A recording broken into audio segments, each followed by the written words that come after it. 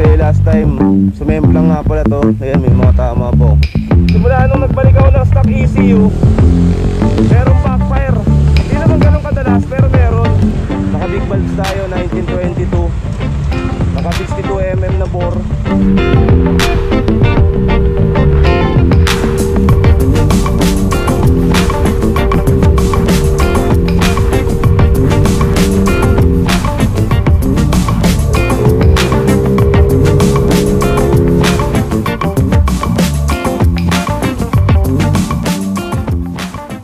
What's up mga tid? Kamusta kayo? Gagamitin ngayon natin si Roxy. Lalabas ngayon natin. Kasi last time sumemplang nga pala to. Ayan, may mga tama po. Yan. Bakas yan sa endurance. Nadali si Nel siya gumamit nito. Pero may kaha naman to. Natumba lang naman. Tapos basag din pala yung side mirror. Kaya hindi ko masyadong ginagamit. Ngayon lang dumating yung side mirror na in-order natin. Yan. Kasi wasak din yung side mirror niyan Yun lang naman yung tama. Etong fender, ayan gas-gas. Tapos etong lever, tsaka yung side mirror. Nakakatakot gamitin. Pag wala side mirror, baka mahuli tayo. May history na tayo dun Instant 5K yun. Tsaka ano pala to, back to stock ECU na pala to kasi nasira na yung A-Racer natin. Kaya gagamitin natin ngayon. Tignan lang natin kung may nagbago, kung okay pa ba yung takbo nya. Ang mahal ng ECU kasi, kaya stock muna. Bala ko i-remap na lang siguro to. Tsaka nagpalit pala tayo ng pipe. Dati ito naka JBT na version 3. Ngayon naka CJE po na tayo. Yan, CJE po pipe. May bang sensor na rin yan, naka ready na. Yan, power pipe lang din yan mga tid. Yan, pinalit natin. Testingin lang natin mga tid kung may mga pinagbago sa takbo.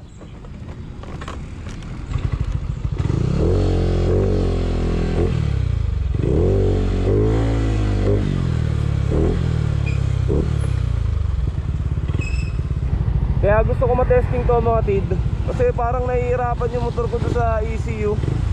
Parang kada take off, masasakal siya Tapos pag binabad mo, masasakal siya, masasakal.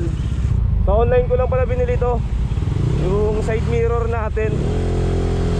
200 plus lang yan. Gamit kasi natin dating side mirror pang PCX 160. Yun nga, nabasag. Tsaka ang hirap umanap sa marketplace.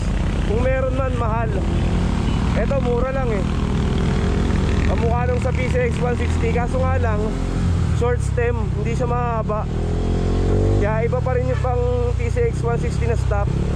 Maganda yung view mo kitang kita mo talaga yung likod.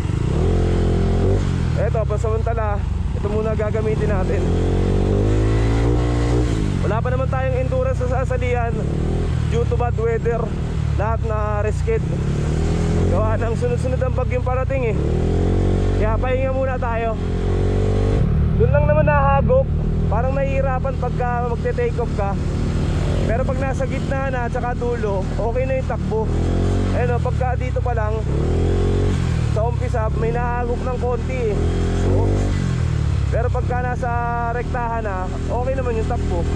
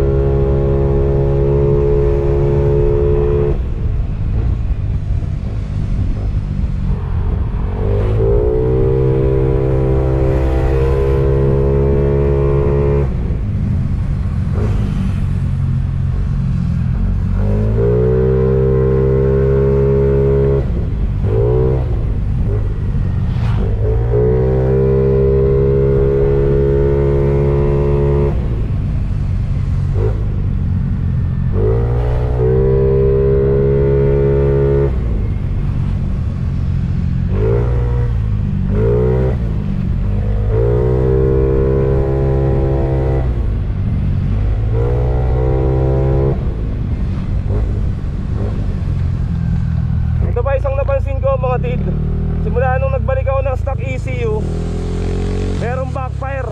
Hindi naman ganun kadalas pero meron. Kaya kukonsulta muna tayo kay AJ kung pwede ba ito pa-remap. Or pag nagka-budget tayo, bilhin na rin tayo ng ECU.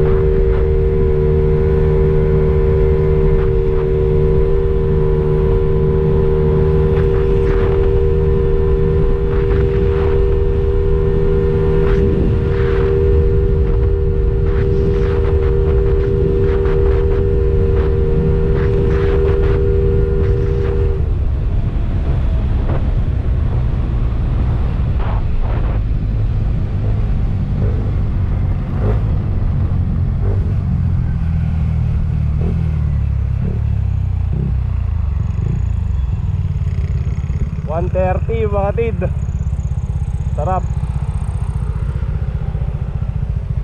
So far so good naman mga tid. Yun lang naman talaga yung problema pagka magte-take off ka, may konting hagok. Pero pag rektahan nakita nyo naman yung takbo, okay naman. Yung set natin pala para sa mga nagtatanong, naka big valves tayo 1922, naka 62mm na bore, naka injector na 34, naka-cams na stage 2 CRP, tapos kumpleto pang gilid. Yun lang, naka-stock ECU tayo, hindi naka-remap kasi nga nasira yung eraser natin. Pero all goods, maganda manakbo.